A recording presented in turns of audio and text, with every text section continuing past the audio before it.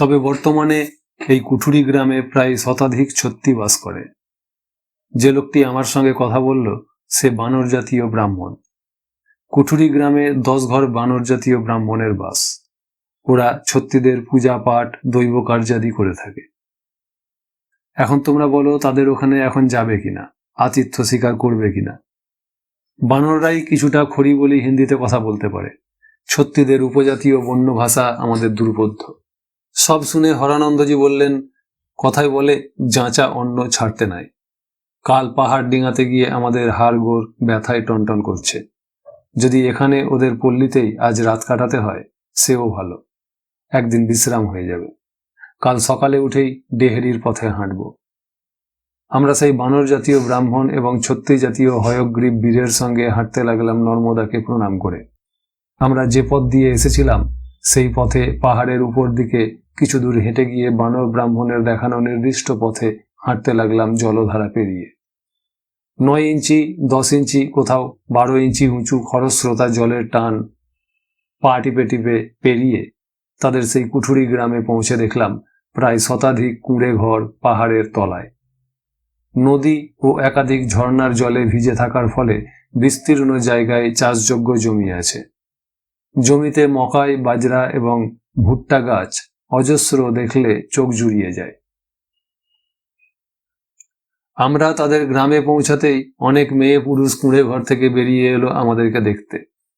একটা কাঠের ছাউনি দেওয়া ঘরের মধ্যে আমাদেরকে বসতে দিল একটা বিরাট বট গাছের তলায়। একজন বৃদ্ধ লোক হাত জোর করে কিছু বলল। সেই ব্রাহ্মণ বুঝিয়ে দিল ভাঙা ভাঙা হিন্দিতে যে গ্রামের সর্দার আমাদেরকে আজ এখানে বিশ্রাম করতে বলছে। আমরা হেসে ঘাড় নাড়লাম, অর্থাৎ সম্মতি দিলাম।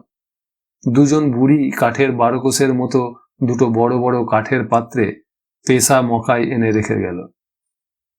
সেই বানর জাতীয় ব্রাহ্মণ, যার নাম কুন্দুন বলে হিরণময়ানন্দজি জেনে নিয়েছেন, তিনি আমাদেরকে নর্মদাতে স্নান করাতে নিয়ে গেলেন। যে পথ দিয়ে আমরা গেলাম সেই পথ থেকে প্রায় 1000 গজ দূরেই উত্তুঙ্গ পর্বত ঊর্ধ্বশীর্ষ হয়ে উঠে গেছে উপরের দিকে। নর্মদার ঘাটে নেমে হাঁটু পরিমাণ জলে আমরা স্নান তর্পণাদি সারলাম। জলের নিচে হাঁটু পর্যন্ত মনে হচ্ছে অসাড় হয়ে গেছে। এতই ঠান্ডা, মনে হচ্ছে আমরা বরফ গোলা জলে নেমেছি। অদূরে যেখানে সিন্ধুরি নদী এসে নর্মদায় মিলিত হয়েছে সেখানে প্রচণ্ড তোড় এবং ঘূর্ণি কিছুক্ষণ ধরে দেখলে যে কোনো লোকের হৃদকম্প উপস্থিত হবে। নর্মদার তট ঘেঁষেই উঠে গেছে ডেহেরি পাহাড়। নর্মদার তট ঘেঁষে গেলেই পথ অপেক্ষাকৃত সহজ হয়। পরিক্রমাবাসীরা তাই কুল ঘেঁষেই যেতে পছন্দ করে, কিন্তু এ পথে সে উপায় নাই।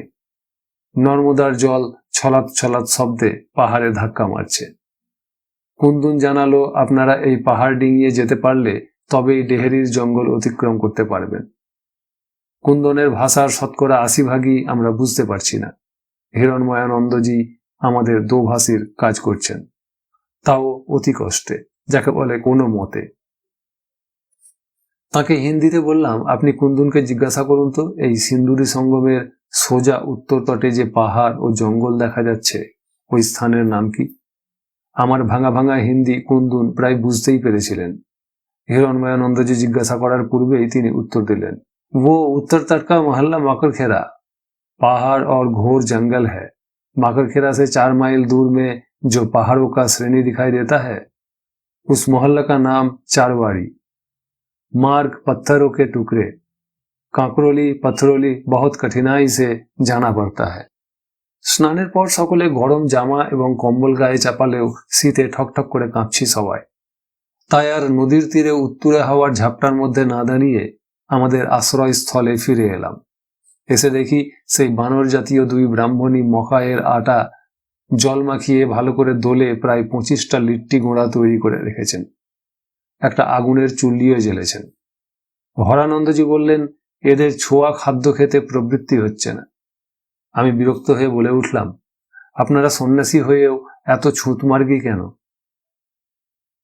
অগ্নি না পরিশুদ্ধতে, এও তো ছুঁতমার্গী স্মার্ত পণ্ডিতের কথা।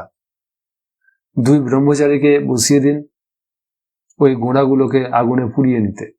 সাবধান, হিরণময়ানন্দজিকে বলুন এমনভাবে কথা বলতে যেন কোনো মতে এদের সেন্টিমেন্টে কোনো খোঁচা না লাগে। পার্বত্য জাতির মন মেজাজ কখন কি রকম থাকে তা বোঝা খুব দুষ্কর। বটগাছের তলায় যে দিকটায় আমাদের রাত্রিবাসের স্থান তার বিপরীত দিকে একটা কাঠ দিয়ে ঘেরা জায়গায় তাদের দেবস্থান। কাঠের দরজা ঠেলে সেখানে ঢুকে দেখলাম একটি প্রস্তর মূর্তি, বিরচিত তাঁর অবয়ব। আর একটি নারী মূর্তি। দুটি মূর্তি সিন্দুর লিপ্ত। ছত্রীদের সেই পুরোহিত বানর ব্রাহ্মণ বললেন, পুরুষ মূর্তির নাম ক আর নারী মূর্তির নাম কামা বা কামাচি। একটা ঝুড়িতে কিছু বনফুল রাখা আছে। দণ্ডী সন্ন্যাসীদের অনেকেই, বিশেষত হিরণময়ানন্দজি, কিছুতেই পাহাড়িদের পদতলে ফুল চাপিয়ে পূজা বা প্রণাম করতে চাইলেন না। খুঁতখুঁত করতে থাকলেন। অতি মৃদু কণ্ঠে ফিসফিস করে বলতে লাগলেন। নসিবে শেষ পর্যন্ত এই ছিল যে পার্বত্য উপজাতির দেবতাকে প্রণাম ঠুকতে হবে। ব্রহ্মপাশক দণ্ডী সন্ন্যাসীর আর কত দুর্দশা করবে মা নর্মদা? স্থানীয় অনেক পাহাড়ি পুরুষ এবং স্ত্রীলোক ভিড় করে এসে দাঁড়িয়েছে আমাদের পূজা দেখবে। আমি বিন্দুমাত্র বিলম্ব না করে পাহাড়ি দেবদেবীর পায়ে কমণ্ডলুর জল ঢেলে মন্ত্র পাঠ করতে লাগলাম। আনো ভদ্রা ক্রুতব জন্তু বিশ্বাত হদবধাস অপরিতাস উদ্ভিদঃ দেবানো যথা সদমিদৃধে অসন্ন প্রায়ুব রক্ষিতারো দিবে দিবে। আমি নতজানু হয়ে সুর করে মন্ত্র পাঠ করে সেই সুরেই এমনভাবে বঙ্গানুবাদ শোনাতে লাগলাম যে যাতে পাহাড়িরা বুঝে আমি মন্ত্র পাঠ করেছি। ওহে সর্বজ্ঞ দণ্ডী সন্ন্যাসীর দল, ঋগ্বেদের প্রথম মণ্ডলের ৭৯ নম্বর এই মন্ত্রটি বিশ্বদেব সুক্তমের প্রথম মন্ত্র নামে পরিচিত। এই মন্ত্রে পরমেশ্বর ব্রহ্মের নিকট আবেদন জানানো হচ্ছে যে কল্যাণময়, নিরুপদ্রুত, অপ্রতিরুদ্ধ ও শত্রু বিনাশক ক্রতু সমূহ সকল দিক হতে আগমন করুক। আশ্রিত পালক এবং প্রতিদিন রক্ষাকারী দেবতারাও সর্বদা আমাদের মঙ্গল বিধায়ক হন। একই সুর ও স্বর গ্রামে আমি বলতে লাগলাম, আপনারা নিতান্তই যদি দুর্মতিগ্রস্ত না হয়ে থাকেন তাহলে অবিলম্বে একে একে এসে এদের ইষ্ট দেবতার পায়ে ফুল দিয়ে প্রণাম করতে থাকুন। নতুবা এই সদাশয় বন্ধুরা উগ্র মূর্তি ধারণ করবে, তাদের দেবতাকে উপেক্ষা করছেন বলে বুঝতে পারবে। এখান থেকে ফিরে গিয়ে বুঝিয়ে দিব যে আপনাদের প্রণাম প্রকৃত দেবতার পায়ে গিয়ে পৌঁছেছে। আপনাদের জাত ধর্ম কিছুই নষ্ট হয়নি। আমি প্রণাম করে উঠে পড়তেই দেখলাম হরানন্দজি, হিরণময়ানন্দজি প্রভৃতি সকল সন্ন্যাসীরাই ক এবং কামা বা কামাচির পাদপদ্মে পুষ্পাঞ্জলি দিলেন। পাহাড়িরা হর্ষধ্বনি করে উঠল। আমরা ফিরে এলাম আমাদের আশ্রয়স্থলে। দুই ব্রহ্মচারী মকাইয়ের লিট্টি তৈরি করে ফেলেছেন। আমরা প্রায় প্রত্যেকেই একখানা করে লিট্টি খেলাম। বেলা প্রায় 2টো বাজতে যায়। এই অবেলায় আর পাহাড়ে চড়া সম্ভব নয়। কম্বল মুড়ি দিয়ে সবাই বসে গল্প করতে লাগলাম। হরানন্দজি বললেন, আমাদেরকে যে বন্য দেবদেবীর পায়ে মাথা ঠোকালেন, এবার বলুন তো ওই দেবতার মধ্যে আপনি কি মহিমা দেখলেন? সব খোলসা করে বলুন। দেখছেন না, খাওয়া দাওয়ার পরেও বুড়ো হিরণময়ানন্দজি কেমন গোমরা মুখে বসে আছেন। উত্তর যদি সন্তোষজনক না হয় তাহলে বুড়ো হয়তো আপনাকে পাহাড় থেকে ঠেলে ফেলে দেবেন।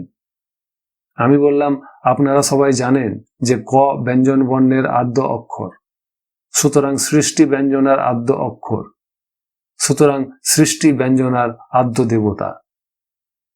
ছান্দোগ্য উপনিষদে বলা হয়েছে কই ব্রহ্ম, কং প্রজাপতির বীজ।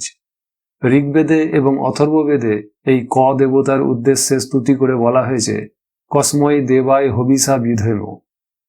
মিশর দেশের দর্শন মতে মানুষের প্রাণবায়ু দেহ হতে নির্গত হয়ে গেলেও দেহ সৃষ্টির আদি শক্তি ক থেকে যায়। সেই জন্য মানুষ মরলেই তার দেহ ফুলের পাপড়ির মতো শুকিয়ে যায় না। এই বিশ্বাসের জন্যই ককে নিরাপদ রাখার জন্য মিশরের রাজপুরুষ বা রানীদের দেহবল্লরী মমি করে রাখার ব্যবস্থা ছিল। শৈবাগম তন্ত্র মতে কা শক্তি আর ক শক্তিমান।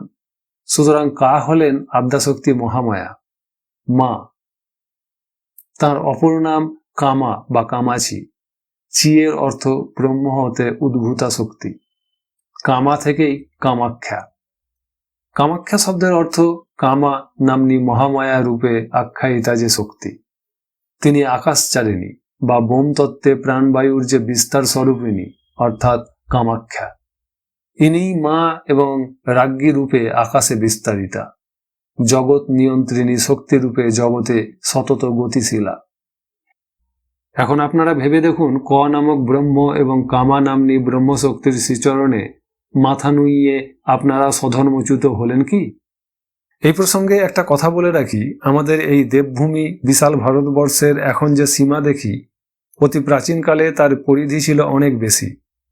প্রাচীন নাম ব্রহ্মাবর্ত বর্ষকে কেন্দ্র করে পশ্চিম সীমান্তে কেতুমাল বর্ষ, উত্তরে হিমালয়, হিমালয়ের পারে কিমপুরুষ বর্ষ, নিষদ বর্ষ, উত্তর পূর্বে ভদ্রাস্য বর্ষ প্রভৃতি।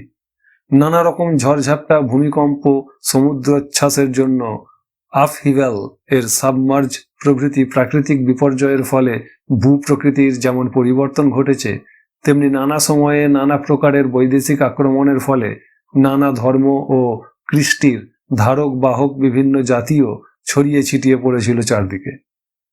যে গোষ্ঠী যেখানে গিয়েছিল সেখানেই ভাব, ভাষা, তাদের ধর্ম এবং সংস্কৃতিও দানা বেঁধে উঠেছিল। আমাদের বহু পুঁথি, পাণ্ডুলিপি, শিলালিপি নষ্ট হয়ে গেছে। তদ্বির তদারকিতে সুপটু অনেক তথাকথিত গবেষক এবং ঐতিহাসিক বৃন্দ উদরপিণ্ডি বুদর ঘাড়ে চাপিয়ে প্রকৃত ইতিহাস ও সত্য গবেষণার সুপ্রশস্ত মাঠে উল্টো রথের চাকা ঘুরিয়েছেন। উদাহরণস্বরূপ, অনেক বিজ্ঞ ঐতিহাসিক বর্তমান অযোধ্যার স্থান সম্বন্ধে এতদিন পরে সন্দিহান হয়ে উঠেছেন। আমি স্বামী অনিমানন্দ অবধূতের স্বচক্ষে দেখা নন্দাঘুটির পথে সরজু ও গোমতী নদীর সঙ্গমস্থলে বাগেশ্বরের নিকটে রামলক্ষণ ভরত শত্রুঘ্নের সরজুর জলে স্বেচ্ছায় সলিল সমাধির কথা শুনিয়েছিলাম।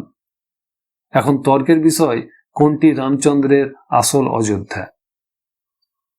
উত্তরপ্রদেশের অযোধ্যা নামক স্থান এবং তার পার্শ্ববর্তী অযোধ্যা নদী, না কুমায়ুন নন্দাঘুটি অঞ্চলে অবস্থিত সরজু ও গোমতীর সঙ্গমস্থলের নিকটবর্তী অযোধ্যা? যাক সে কথা, আমাদের আলোচ্য কামা বা কামাখ্যা সম্বন্ধেই কিছু বলি। আপনারা সকলেই জানেন, আসামের গৌহাটি শহরের নিকটে নীলাচল পর্বতে অতি প্রাচীন কাল হতে আদ্যাশক্তির যোনিপীঠ কামাখ্যা তীর্থ নামে পূজিত। আবার পদ্মপুরাণের পাতালখণ্ডের ৫ম অধ্যায়ে আর এক প্রাচীন যুগের কামাখ্যা তীর্থের উল্লেখ আছে। এটি বর্তমানে উত্তরপ্রদেশের রায়বেরেলির উত্তর পশ্চিম প্রান্তে পার্বত্য অঞ্চলে অবস্থিত। স্থানীয় জনসাধারণ একে কেউ কামাখ্যার যোনিপীঠ, কেউ বা চণ্ডিকা স্থান বলে অভিহিত করে। এই তীর্থ আমি দর্শন করে এসেছি। আবার মহাভারতের বন পর্বে ৮২তম অধ্যায়ে আর এক যোনিতীর্থের উল্লেখ আছে।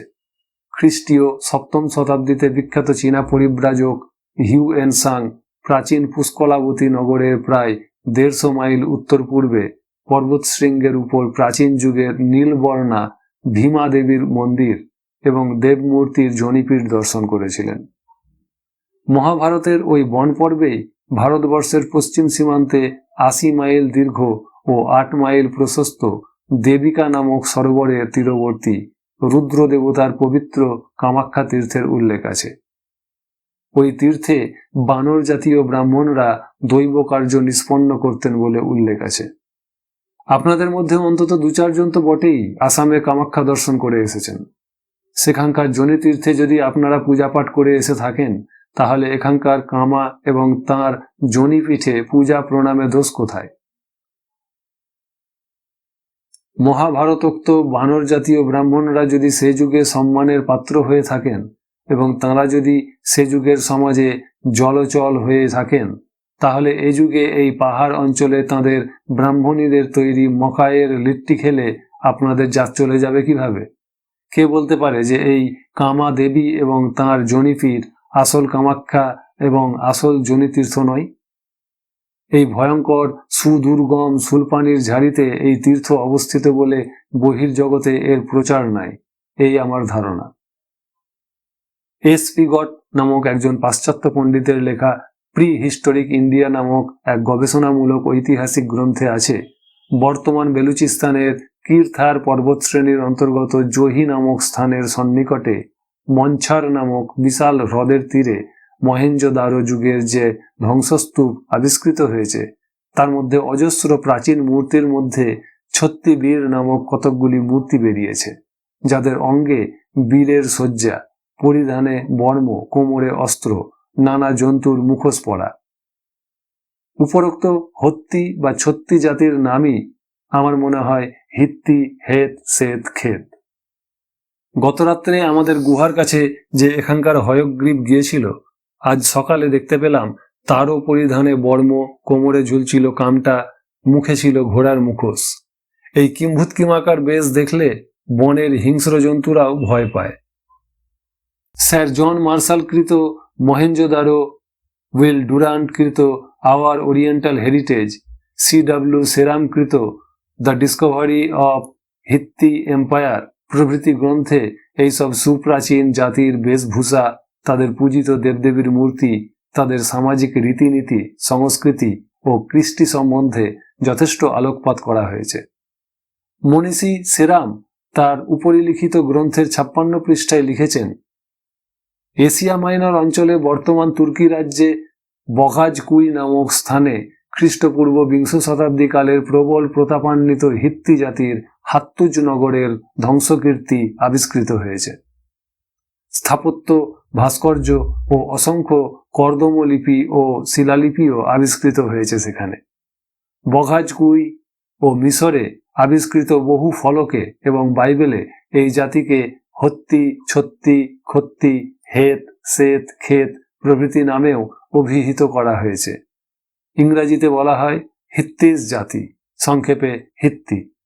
ওই শব্দগুলি সংস্কৃত খত্ত, খত্রি, ছত্রি প্রভৃতি শব্দের অপভ্রংশ। উক্ত ছত্তি জাতি ছিল মহাযোদ্ধা, রণাঙ্গনে অশ্ব ও অশ্ববাহী রথ ব্যবহারে প্রথম পথপ্রদর্শক। লৌহ ধাতুর আবিষ্কারও তাদেরই কীর্তি। তাদের দেহের বর্ণ এবং মুখাকৃতির গঠন ছিল সুন্দর। মেয়েরা ছিল দেবী প্রতিমাবৎ। পুরুষদের বেশভূষা ছিল পরবর্তী যুগের রাজপুতদের মতো। যে হয়গ্রীব মূর্তি আমাদের গুহার কাছে গিয়েছিল, এখানে আসার পর সে ঘোড়ার মুখোশ খুলে ফেলতে তার সুন্দর মুখাবয়ব ও উজ্জ্বল গাত্রবর্ণ দেখে আমরা মুগ্ধ হয়েছি। যে দুটি মহিলা আমাদের জন্য মকাইয়ের আটা এনেছিলেন, তাঁরাও দেখতে সুন্দর। এইসব কথা সব দিক দিয়ে বিচার করে আমার মনে হচ্ছে কোনো প্রাকৃতিক বিপর্যয়ে এদের মূল ভূখণ্ডে কোনো পরিবর্তন বা সর্বনাশ ঘটায় শরণাতীত কাল পূর্বে ভারতের নানা প্রান্তে পার্বত্য অঞ্চলে ছড়িয়ে পড়েছিল। এখানে সিন্দুরি পাহাড় এবং ডেহরি পাহাড়ের উপত্যকায় তাদেরই একটি ক্ষুদ্র অংশকে দেখতে পাচ্ছি। এদের সদাশয়তা এবং আতিথেয়তা দেখে এদের পূজিত ক দেবতা এবং কামা দেবীকে আমাদের সতত প্রণম্য বলে ভাবছি। আমার সঙ্গী দণ্ডী সন্ন্যাসীর দল মন দিয়ে সব শুনলেন। কেউ কিছু মন্তব্য করলেন না। কেবল বাসবানন্দ বললেন, আমাদের উপনিষদ এবং স্মৃতি শাস্ত্রাদিতে খাত্য, ক্ষত্রি, ছত্রি, উগ্র ক্ষত্রিয় নামক একটি সম্প্রদায়ের উল্লেখ আছে। তারা বৈদিক সমাজ সংস্কার ক্ষত্রিয় শ্রেণীভুক্ত নয়। অশ্ব প্রতিপালক, রথচালক, নগর বা প্রাসাদের প্রহরী, যজ্ঞাশ্বের অনুসরণকারী, রাজদণ্ডে দণ্ডিত ব্যক্তিদের প্রাণ হননের কাজে জল্লাদের কাজ করত। তারা ছিল আর্য বৈদিক সমাজে চতুর্বর্ণের বাইরে। আমি উত্তর দিলাম, তা হবে। কালচক্রের আবর্তনের সঙ্গে যুগের যেমন পরিবর্তন হয়, মানুষেরও তেমন পরিবর্তন হয়। পরিবর্তন ঘটে মানুষের শিক্ষা, দীক্ষা, পেশা ও বৃত্তিতে। স্মৃতিশাস্ত্রের বিধান অনুসরণ করে সমাজপতিরা কলমের আঁচড়ে কাউকে ঊর্ধ্বে তুলে কাউকে বা জাতিচ্যুত করে পণ্ডিতি ফলায়। আমি কিন্তু এখানকার ক এবং কামার উপাসক এবং উপাসিকাদের মহত্ব দেখে তাদেরকে সামান্য জঙ্গলি পাহাড়ি বলে ভাবতে পারছি না। বানর জাতীয় ব্রাহ্মণ বলে পরিচিত কুন্দুন নামক পুরোহিতের গলায় যে উপবীত ঝুলছে, তা কি বৈদিক না অবৈদিক রীতি? হিরণময়ানন্দজি বললেন, বেলা 4:30 বেজে গেছে, একটু পরে সন্ধ্যার অন্ধকার নেমে আসবে। এখন চলো নর্মদায়, মা নর্মদাকে প্রণাম ও স্পর্শ করে আসি। কুন্দুন একজন লোককে আমাদের সঙ্গে দিলেন। ঘোড়ার মুখোশ পরে হয়গ্রীব সেজে লোকটি একটি বল্লম হাতে নিয়ে আমাদের সঙ্গে নর্মদার ধার পর্যন্ত সঙ্গে গেল। আমরা গাইতে গাইতে গেলাম, নমো নর্মদে মাতু মিশান তন্যা, নমো সর্মদে বর্মদে দেবী ধন্যা, কলিকাল গঙ্গে সে তেরি বিশোষা, কথাই মাহাত্ম মানৌ দেবা সুরেশা। অর্থাৎ মা নর্মদে, তুমি ঈশান মহেশ্বরের তনু হতে জাত, তুমি একাধারে সুখদাত্রী এবং জীবের রক্ষা কর্ত্রী। ধন্য তোমার করুণা, কলিকালে গঙ্গার চেয়ে তোমার মহিমা বেশি। তোমার এই বিশেষত্বের কথা সমস্ত দেবতাই মেনে থাকেন। হর নর্মদে। আমরা নর্মদার জল মাথায় ছিটিয়ে কর্পূর জেলে মা নর্মদার আরতি করে প্রণামান্তে ফিরে এসেই ছত্রীদের ক দেবতা এবং কামাদেবীর স্থানে ঢুকে কর্পূর জেলে আরতি করতে করতে স্তব পাঠ করতে লাগলাম সবাই মিলে। ন মন্ত্রং ন যন্ত্রং তদপি চ ন জানে নুতি মহ, ন চাহনং ধ্যানং তদপি চ ন জানে স্তুতি কথা, ন জানে মুদ্রাস্তে তদপি চ ন জানে বিলপনং, পরং জানে মতস্তদন শরণং ক্লেশ হরণং। অহো, আমি যন্ত্র মন্ত্র জানি না, এমনকি স্তুতিও জানি না, আবাহন ও ধ্যানও জানি না, তোমার মুদ্রা এমনকি তোমার যথার্থ মন্ত্রও জানি না। কিভাবে তোমার কাছে আরতি ও কাতরতা জানাতে হয় তাও আমাদের জানা নাই। কিন্তু মা, একথা ভালোভাবেই জানি যে তোমার স্মরণ নিলে দুঃখ নাশ হয়। মন্ত্র পাঠ করে সকলেই ক এবং কামাকে প্রণাম করলাম। এরা করুয়া তেল ছাড়া অন্য কোনো তেলের ব্যবহার জানে বলে মনে হয় না। নর্মদাকে প্রণাম করে এসে এখানে যখন ঢুকি তখন দেখি 3টি কাঠের ম্যাকে ন্যাকড়া জড়িয়ে তা করুয়া তেলে ডুবিয়ে আগুন জ্বেলেছিল। সেই প্রজ্বলিত মশাল দাউ দাউ করে জ্বলছিল।